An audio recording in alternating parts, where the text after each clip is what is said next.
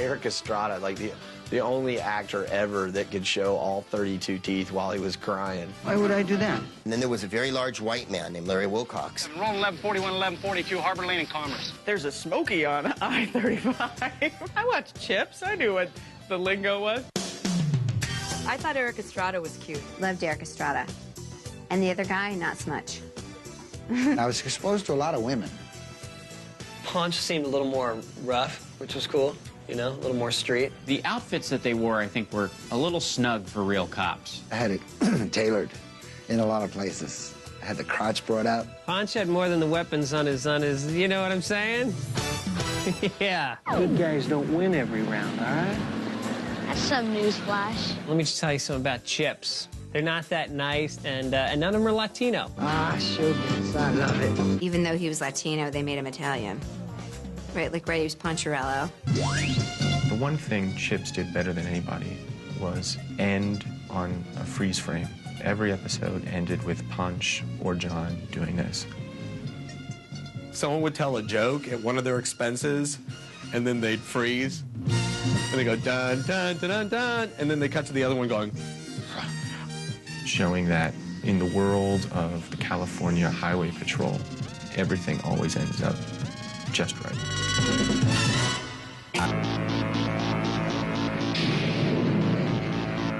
Warriors. Killer movie, great movie. Love it, own it, DVD, VHS. The Warriors is West Side Story for heterosexuals. Gangs from all the boroughs come together. The Warriors did it! And instead of singing and dancing, decide to actually rumble. They had to get back home. And everybody was out to kill them. So they were in the subways, they were up, they were down. It was like, get back to your home turf. There was a DJ, you only saw her mouth, and she would sort of give them a play-by-play. Our friends are on second base and trying to make it all the way home. You Warriors better watch out, trying to get it over to the east side. Remember the guy at the very end with the bottles and making the sound, clinking them together? Warriors, come out to play. Warriors, come out and play. Man, that dude's... I love percussion instruments. It's my favorite section of any band.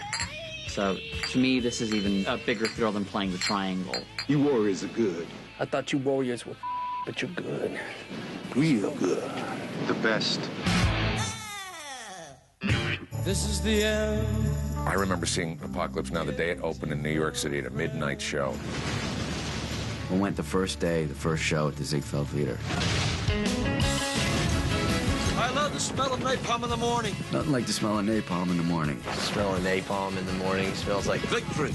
I don't like the smell of napalm. I prefer musk. You want to serve, soldier? Yes, sir. Robert Duvall is the guy who wanted to bomb certain places because the surf was great. That's good, son, because you either surf or fight. Lance. Lance! Lance! He's out there and bombs are going off. He's telling the dudes to go surf. Look at that break. Breaks left and right. I just took this beach so you can surf. Man, the kid's got a reputation. You can't expect him to surf those sloppy waves. I understand what you're saying. I'm an artist, Bill. That was entertaining, but I think dangerous. Robert Duvall's character is all about work hard, play hard. A little napalm, a little surfing.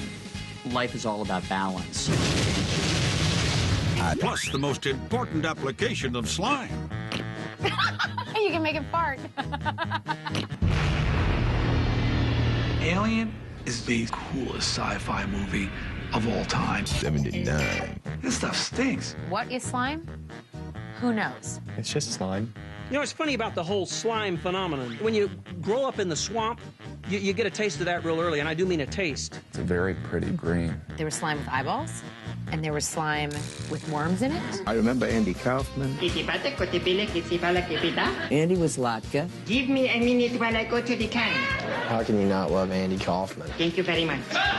Thank you very much. Thank you very much. And of course, Tony Danza played Tony, because if he's called by another name, gets a little confused. Hey, don't give me a look like that. I could ask a question. I remember Jeff Conaway, who, like, you know, we were all dying over from Grease. Yeah, that's right. He had that great, like, Farrah Fawcett hair in those days. You know, he looked so handsome. Pittsburgh Steelers are the greatest team of all times. The Steelers won the Super Bowl in '79. The Steelers, with the terrible towels, they would wave these towels. Well, you know, the Pittsburgh Steelers, man, the steel curtain. That's what they were called back then. I remember thinking Bo Derek with cornrows, very hot. Wow. Everybody in Miami started putting their hair in cornrows like Bo Derek. And that looks really bad on an overweight Jewish girl. White girl with cornrows? Oh, my goodness. Come on, that ain't right. Bo stole it from the sisters. And Bo, now come on. Come out, make a statement, something. Tell people that you got it from the sisters. Yes, actually, Stuart, I did steal it from the sisters. I love Three's Company. Classic sitcom premise. Three of you live here together? It's tough to find a place to live. I'll pretend I'm gay.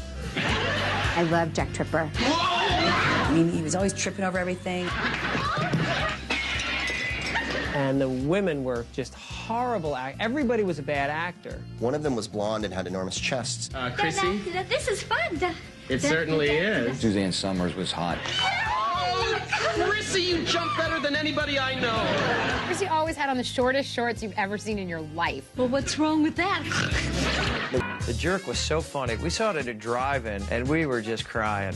So funny. Oh my God, that is the best movie. That's right. I think any movie that starts with a white guy saying, I was born a poor black child. It's great. The original Dumb and Dumber. Steve could make anything funny. He had the gift, and still does, yes. He has a series of misadventures, including finding a dog named Head. Not you, Dad. Where's Marie? I'll name it Head. Great. He ends up inventing this thing for this guy who passed through the gas station where he works. Inventing the OptiGrab. OptiGrab? Yeah, we call it OptiGrab. And becoming a very rich man. First they didn't have the bamboo umbrellas for the wine, and now snails on the food. And then losing everything. I don't need one other thing except my dog.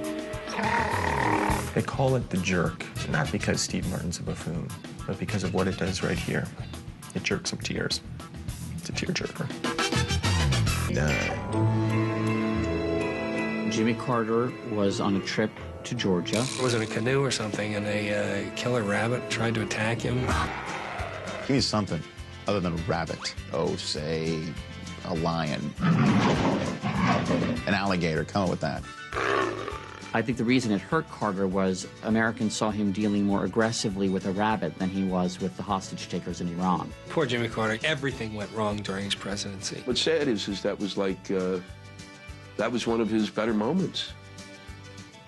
The killer rabbit. Yeah, I remember Captain Caveman used to get real amped and just clear everything out. Scaredy cat! Teen Angels were his hot little numbers. Wavy, wavy. Did he ever get freaky with the teenagers? That's what I'd like to know. Me sucker for romance. Captain Caveman was corny. The furry little guy with the club who couldn't talk English. Me checking here for clues. Yeah, he spit a lot. He had a lisp. I have no idea what he was. Was he a person? Was he an animal? Half man, half woolly mammoth? Bella says the primate of 79 is...